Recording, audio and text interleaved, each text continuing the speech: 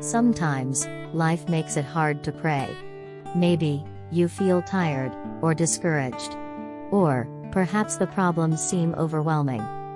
Paul opens the letter of Philippians on a joyful note, saying that he thanks God every time he thinks of the Philippian believers, and prays for them with joy. One fact that makes this impressive is that Paul wrote this letter and prayed for them while he was in prison and awaiting trial.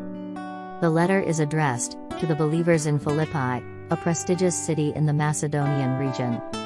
It was the first city where Paul preached after receiving a vision of a man of Macedonia, standing and begging him, "Come over to Macedonia and help us."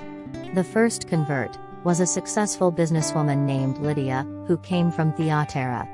She heard Paul preach, and invited the apostle and his companions to stay in her home.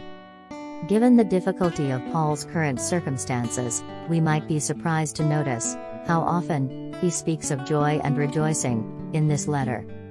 But the joy Paul mentions is not some giddy feeling stirred up by positive life circumstances. Instead, biblical joy springs from our conviction about God and our confidence in His promises.